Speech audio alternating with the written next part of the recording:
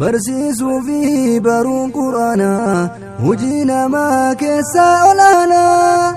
isaan bareennaanu yoomuma kottaa hundumaa ni qaraanaa har'as jiru gaarii jiraata yoo qabatte quraana rabbii dawaa wallaalaa fi dhukkuba kan gubbarraa fi keessa qalbii dawaa wallaalaa fi dhukkuba kan gubbarraa fi keessa qalbii afoo rabbii jaarsummaa dhufa baqaraa fi suuraan al-imraan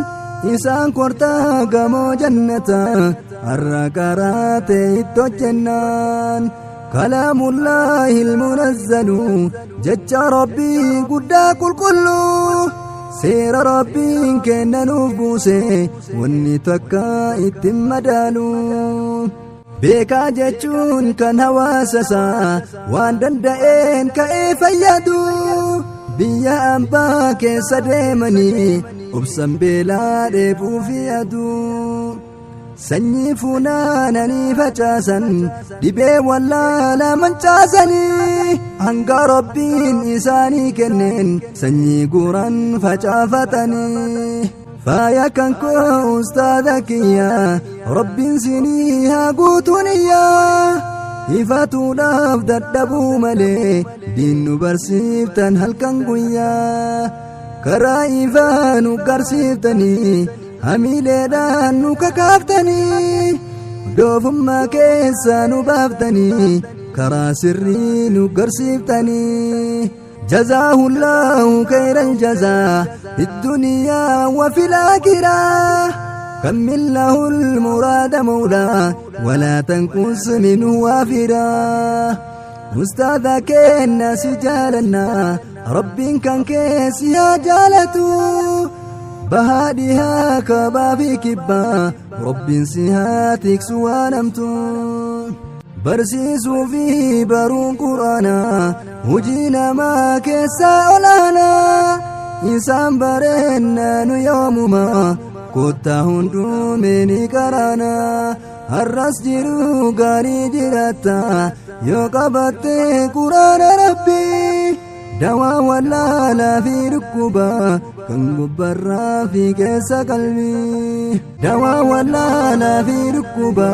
kan gubbarraa fi keessa qalbii urjii dachii barattoonni diin walgeettanii yoo tateettanii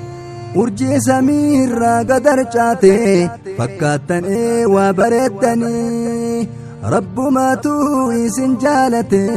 diin bareedaa isinii laate rabbiin beekaa isinaa godhu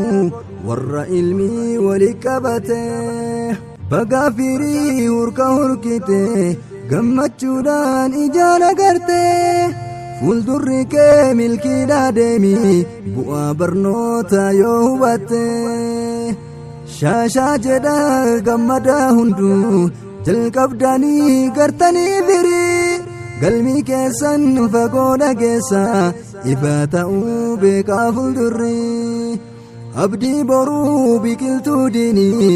abdiin biyyaaf kan diin isinii dargaggeessaa fi dargaggeetti itti fufii gadin taa'ini umriin ammaa gadin teessu akka qoraan itti dhumata nama qaaruute jedhaniintu halkan guyyaa dafee saamata barsiisuu fi baruun quraanaa hojii namaa keessaa olaanaa isaan bareennaanu yoomuma kottaa hundumaa ni qaraanaa har'as jiru gaarii jiraata yoo qabatte quraana rabbii dawaa wallaalaa fi dhukkuba kan gubbarraa fi keessa qalbii dawaa wallaalaa fi dhukkuba kan gubbarraa fi keessa qalbii biqiltoota diin islaam eegu lafaa dhufaa asheettan diinii ijoollee dheebuu diinii qabdu dheebuu sin haa baasuu rabbiini kayriin tokko sin jaalantaru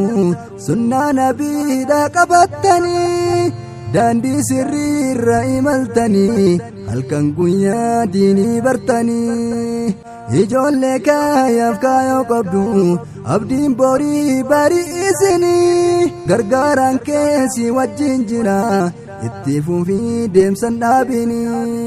ilmi hundaa walitti qabee rabbummaan deebuusin habaasu har'a boruus quraana isaatiin rabbiin hundaa sin haa milkeessu fuuldurri kee milkiidhaa deemi